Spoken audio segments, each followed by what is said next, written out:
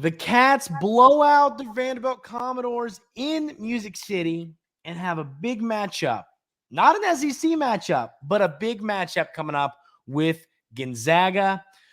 Welcome on in to the Wildcats Today podcast. I'm your host, Andrew Stefaniak, writer and editor over at Wildcats Today, joined as always by my co-host, Carson Nash. Carson, it's 8 in the morning. How are you doing? I'm alive. I'm up and at 'em this morning. I mean, I'm going to be honest with you. When we decided we're going to record this morning, I was like, we'll see how Carson's doing.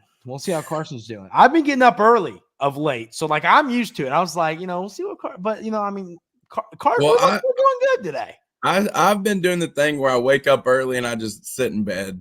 Yeah. Oh, wow. I'm up. I just sit in bed. Well, then, yeah. I know you're always on the TikTok like the young kids are. So let's get right into this matchup with Vandy. And the first thing I want to say about it, and this might irk some folks, but it was Vandy. Okay. And I think we have to remember that to kind of manage expectations a little bit. It was Vandy. They're a very, very bad basketball team. Now, at the same time, there's a ton of positive things you can take away from that game. For me, is it to say that Justin Edwards is going to be great the rest of the year? No, but a little confidence goes a long way. Maybe this is a turning point where you can get 10 a game from Edwards. You never know. So there's positive there. Big Z did a lot well, and then a lot where you go, what in the world is he thinking? All around, it was a game that I think a team that needed a confidence boost got one against a very bad basketball team, but regardless, they got the boost they needed. Carson, you got a lot of fun numbers for us today, stuff to run through. What did you think about this ball game? Yeah, I loved it. It was the perfect get-right game, You saw a bunch of players that honestly hadn't really made huge impacts as of late make big impacts. So, like you said about Justin, that was great to see. When he made that, when he dunked it, did the windmill dunk, that I was so happy for that kid. And you could tell that the team just loved it. They were eating that up because he deserves it, man. He's been through some hard times here, and that just puts a smile on your face. But I really wanted to discuss the big men. I thought the big men played really well, especially Aaron Bradshaw and Zvonimir Visic. Both of those guys, I thought they looked like they wanted it, and I feel like they haven't looked like that in a couple games. They were very physical. There was one play where Z got scored on, and he immediately slams the ball on the ground because he was mad. And then he comes down the court. He hits the guy with the big hard screen, runs down the middle. We missed the three. He grabs the rebound over everybody, puts it back in. And I was like, heck yeah, that's what we need you to do right there, big fella. And Aaron, of course, had some moments like that too. They combined for 23 points together and 14 rebounds. That's huge production from those two. And then you get some good things from Uganda as well. You got to love to see that. And I think that goes a long way with us being a better defensive team because the physicality translates to being tougher. And you saw that because they only shot 36%, even though they put up 77 points. I think that was more of a pace of play I agree with issue than a shooting thing. So I love that game, and I thought that was a step in the right direction for sure. And that's kind of my point. This is not a game where we're taking away it's to me, truly, it's all confidence. And I don't think that's a bad thing. I'm not going to take away from this and be like, I think the defense is it's changed. And against Gonzaga, we're going to shut them down. That's not what I'm saying. No one's here saying that. What we're saying is confidence is a real thing. And when you build some, and you listen, these players, they're not saying, well, it was Vandy. You think Justin Edwards is right here sitting going, well, it was Vandy? No, he's not. He's saying, I had a great game. I did a lot well. And he's excited as he should be. Edwards, 5 for 10, 17 points, 3 assists. It was just one of those games where, everything clicked offensively for this team. First of all, a conversation needs to be had, Carson, and Rob Dillingham, I think, is the best scorer in college basketball. I wrote an article talking about how I believe he's going to be the rookie of the year. and that he's going to be a top 5 pick. I had a Tennessee fan. This is hilarious. A Tennessee fan found the article, screenshotted it, put it on Twitter, and then put a picture of Dalton Connect. Well, I won't show it because I don't want to show this guy's. I don't want him to get any hate. But he tweets at Andrew Stefaniak, the best in the NCAA, haha, which is not really what I said.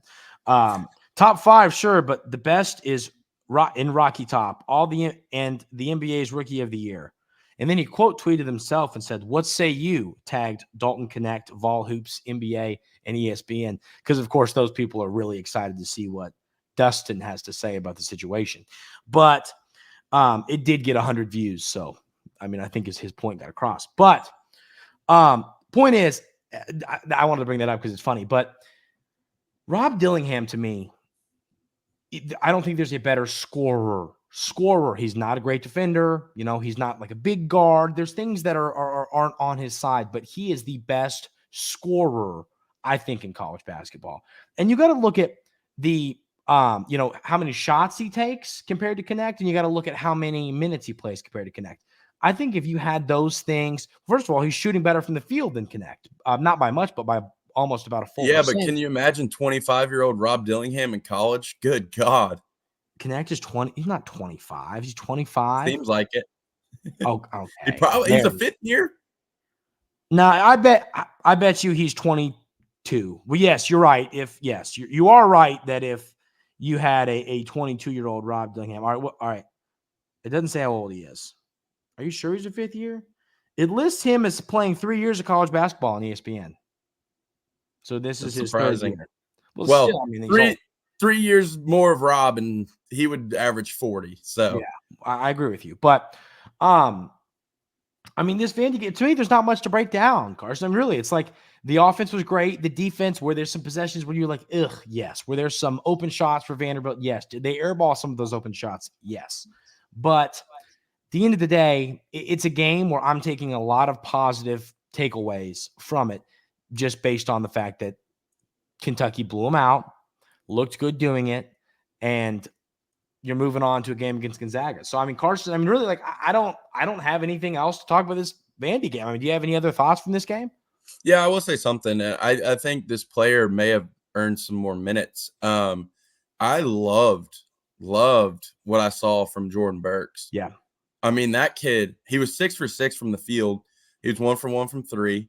He earned every second of his playing time. That kid was moving. He was hustling. He had 5 rebounds. I loved what I saw. He played good defense. He was happy when he was out there. He was bringing everybody up. I saw this video in the post game in the locker room. Everyone was happy for him. He got to break the team down and everything. And he was like, play, teach me how to Dougie. And they started playing, teach me how to Dougie in the locker room. He's funny. He's doing funny. it. He's one of my favorite. Yeah. Yeah, I feel like that's awesome. He's a good locker room guy. Yes, you know, like he just seems really happy. So I love to see that. I'm glad. It's awesome that he played good. He really earned all those minutes. So it was cool to see. We actually have an article about that exact thing up at Wildcats today right now about did Jordan Burks get a couple more minutes. Now, I will tell you this. Let's say he doesn't get any more minutes from this, which could be the reality. And you can't expect him to go 6 for 6 and 1 from 1, from deep every game. But let's say he doesn't earn any more minutes. Could he be next year's Adu Thiero? Well, I mean, here's the deal. I don't think he's going to transfer. He seems happy here. He seems to love it here, love his teammates. Obviously, a lot of his teammates are going to be moving on. But he seems happy here. I don't think he really wants to go anywhere. I think that he's a player that's happy where he is, and next year could be really, really. I think. Just think about it. You could be looking at the most athletic team we've ever had next year. Yeah, well, I'm with you. You get Adu, you get Jordan, you got Somto coming in. He's got like a 50-inch vertical as a big man, elite defender. Yeah, it's gonna be nuts. It is gonna be. It's gonna be great. But no, I mean, what I'm saying is. Is Burks' role ever going to be massive this season? Probably not. I mean, could he get, 4 minutes a game now maybe to give somebody a break? Sure. But next year, I think he could be what Adu Thiero was. He could be a carbon copy, about the same height, a little bit different build. But you get what I'm saying. It's like a player that Came in, not a super highly recruited guy, kind of came in late. Everybody's like, what's this guy's role going to be? They played a little bit their freshman year, but then in the offseason, heading into that year, they're a lot of hype, and they're pretty good. I think that's what Burks could be next year. So good game for him. Good for that young man. Great person, really. And it's not just like I think he's one of those people. He's not just a good person to the media. I think he's just a flat out good dude. Easy to root for. Good locker room guy. Everything you said, I agree with, Carson. So anything else, Vandy wise? I think I'm good there. Yeah. Other than a good win, I'm good there. Good win. So let's move on to Gonzaga. Of course, last year they get the best of the Wildcats. I have the score to that game right here. Lost, it was 88 something. 88-72 Gonzaga wins last season. Over there, wasn't here, away game. Kind of, because they didn't play it at the Kennel because we wanted to pack it, right? But win that game. Gonzaga wins that game. Now they got to come to Rupp. And Gonzaga is interesting. So I have a really good buddy, Andy Patton, host of Locked On College Basketball, also hosts Locked On Zags. And he sent me some stuff to kind of learn about this team. So before, I'm going to read a couple blurbs from what he sent me, and then I'm going to run through these numbers, Carson, and I want to get your thoughts on this game. So they are 26th in the net, which means it is just barely not a quad one game. Playing in the WCC, they're not going to lose much, so it could bump up to a quad one. That's what you got to hope. You got to hope you win this game when they bump up to that 22-21 when the season ends. And, unless they lose to, like, St. Mary's, who else are they maybe a couple more wins over Pepperdine. And a couple more. But what about Portland? The Pilots are having a good year. But, so 26th in the net, 0-5 in quad one games, Gonzaga is. Interesting there. They are 22nd in KenPom, though, 28th in offensive efficiency, 33rd in defensive efficiency. They start 3 forwards, 6'8", 6'9", 6'10". Their guards are 6 foot, 6'2". I want to read 2 blurbs here, Carson, and then get your thoughts on this game. So the first thing here, this is interesting. Andy says the losses that Gonzaga's had this year leading to their record right now. They are not in the AP top 25 poll for the first time since 2016. And that is a streak that is currently 10th longest in the AP era. So Gonzaga's been good for a long time. Now, once again, I'm not any Zag fans here, Gonzaga fans. I'm not throwing any shade, but you're playing Portland. It's, you know what I mean? Like, I know they play a good non-conference schedule, but once they get into conference, unless St. Mary's gets them once, we're talking however many games they play in O. So, they lose Drew Timme. He's gone, which thank the good Lord, because he was thankfully some kind of annoying. Great player, though. Great basketball player. Yeah. One of those dudes that, like, he's so good you just don't like him. For like guys like me and you, that's the tape we kind of study to be good at the YMCA, Exactly. Well, I mean, it's why we are good at the YMCA. I mean, it's like, because it's kind of like, we're like, I'd say that I'm Shaq and you are like, who handed Shaq the water bottles? That's insane, knowing that No, I can beat you one-on-one anytime, any day. We'll have to have like a Wildcats Today live podcast, and we'll make we can. We'll go 8.5 foot rim, and we'll just get wild when I'm gonna Justin Edwards windmill on you. All right. No. Beside the point. No, Carson would probably beat me by 5 points. Not that many. I'd compete, but Carson probably beat me. No, he wouldn't. So Graham Ike transferred in from Wyoming to Gonzaga. He's kind of their guy. He's a forward, 6'9", averaging about 15 points on the year, 7.3 rebounds. That's kind of their guy down low. Then my buddy Andy Patton also sent over the Creighton transfer, Ryan Nimhard.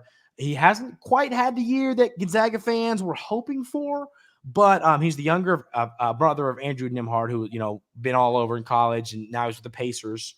Yeah, Kentucky fans will remember him from Florida. We played against him a couple times. I forgot that he was at Florida. So he went from Florida to Gonzaga. He transferred to Gonzaga. Okay. Yeah. I forget.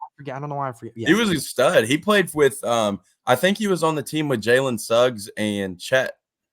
Yeah. So Chet and Suggs were on the same team? I don't think they were on the same team. No, they weren't. Really? Yes, they were. Oh. Okay. I don't know why I thought they went to the Final Four. Actually, that team went Jalen Suggs hit that half court shot to Yeah, send them. Chet was not on that team. Yes, Look he that up was. right now. Look it up right I now. swear he Let was. me finish I'll reading look these it up. blurbs. Look it up right now. I don't think Chet was on that team. We'll call it a beer if I'm right. We'll call it a beer if I'm right. Deal? Okay. But Creighton Sounds good. transfer, Ryan Nimhard hasn't had the year that Gonzaga fans were hoping for, but he is still averaging about 12 points, 5.8 assists on the year. So it's nothing, nothing crazy. And then when it comes to their shooting, it hasn't been what they thought. They had a guy, Steele Venters, who Andy said was supposed to be their shooter, went down with an ACL tear. So now they kind of just try and gash teams with the pick and roll. They have Ike, who we just talked about, and then the veteran Anton Watson are the guys that they try to get in position to get easy looks, good looks, and score the basketball. And then Andy also says the defense, which once again is normally not been a strength of Mark Few teams, is the ranked 33rd right now in KenPom. So their defense. I think you're right, but they played. But here's the thing: I got confused because they played together in high school. Okay, that's fair. We'll call it. I was right and you were wrong. We'll call it. We both owe each other a beer. That's fine. That's fine. Okay, but so defense is better than it's been in years. So Carson, what are your thoughts on this matchup with Gonzaga? Yeah, so they have a lot of size, and that's primarily where they get most of their scoring as well. So our bigs are really going to have to lock in and play physical and also play without fouling too, because we've seen in physical games Bradshaw mostly, and Zeke actually got in foul trouble at Vandy too. But they have to stop fouling because if you get two quick fouls on someone who's doing well, then you're kind of screwed because not all three of them have been playing well every game. So you gotta ride the hot hand, and if the hot hand fouls, then you're kind of up creek. But you got to play without fouling. You still have to play physical without fouling. So when you're going up, just straight up, don't reach over. Pretty simple stuff. They're 6'9", 6'10", so you have the height on them. Yeah. So you gotta play straight up with them. I was gonna say that they're a team. I don't know if I'd call them a big team, just because they play three forwards. So that's I'm not saying like big team, but like they have size. Yes, no, they do. You're right. So their guards are on the shorter end, especially compared to what Kentucky runs out. If it's Reed out there, 6'2", 6'3".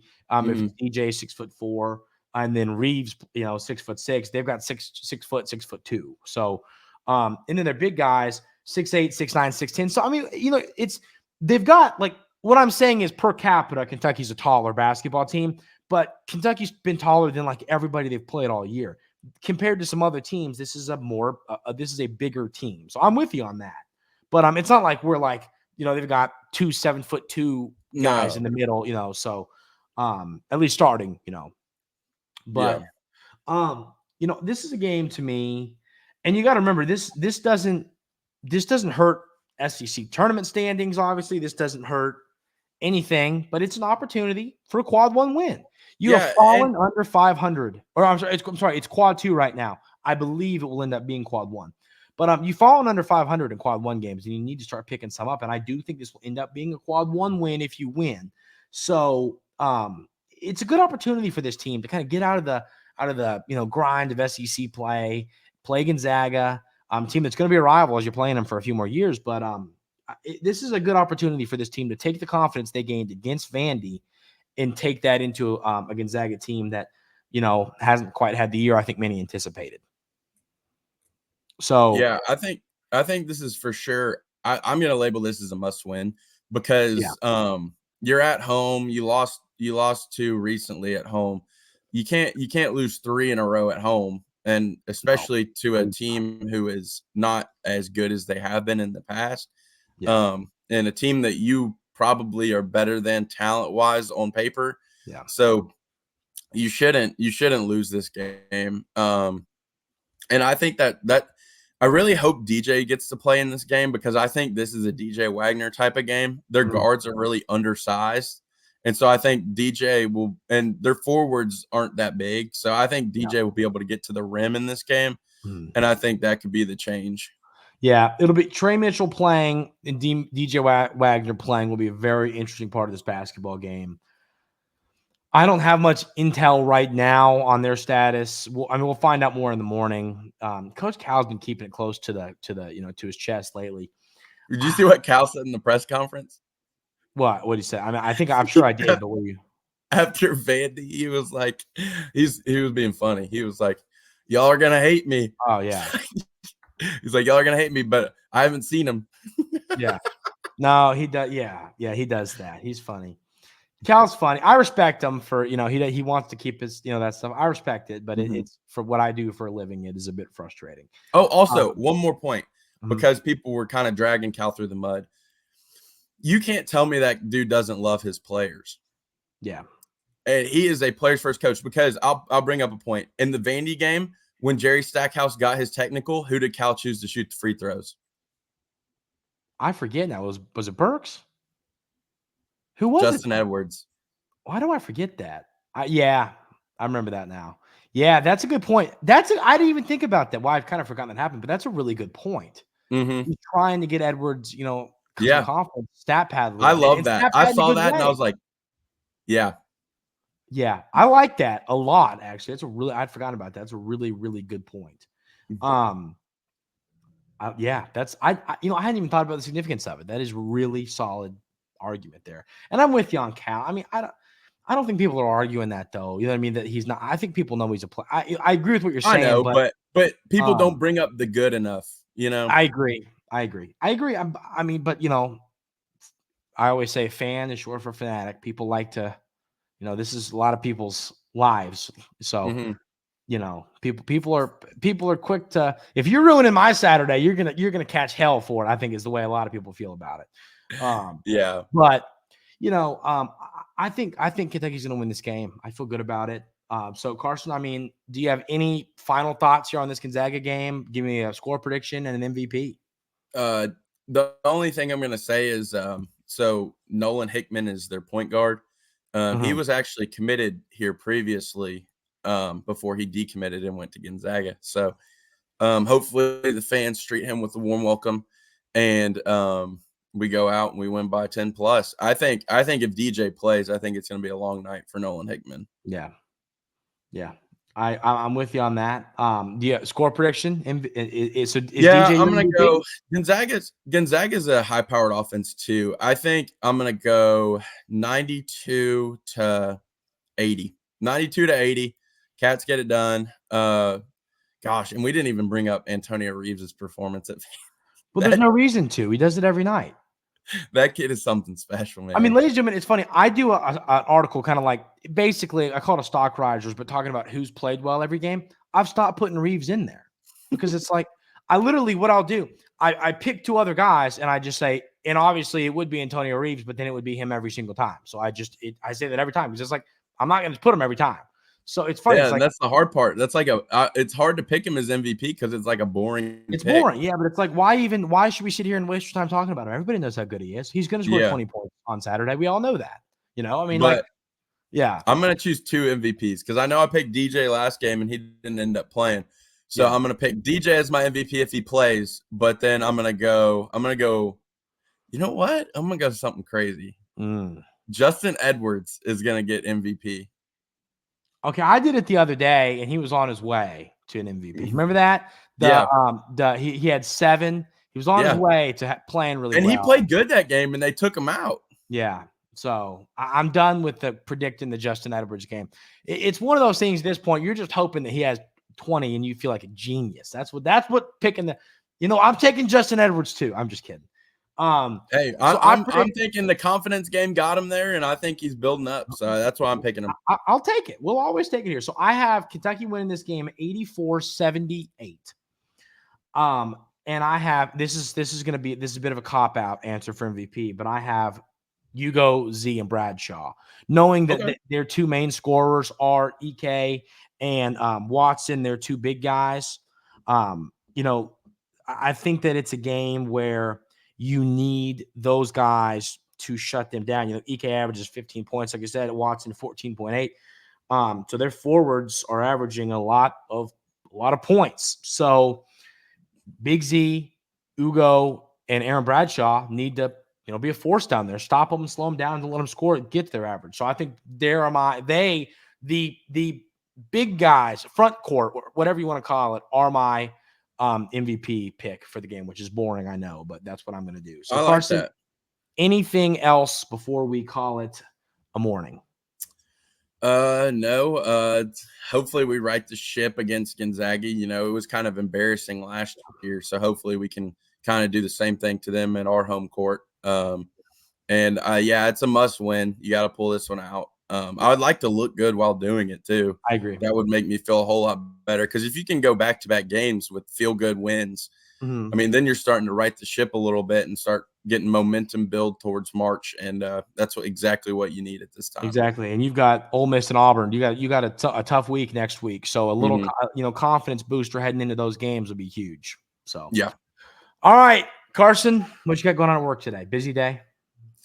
Yeah, it is a busy day. Some of our bosses are in town. I went to Topgolf with them yesterday. It was a good time.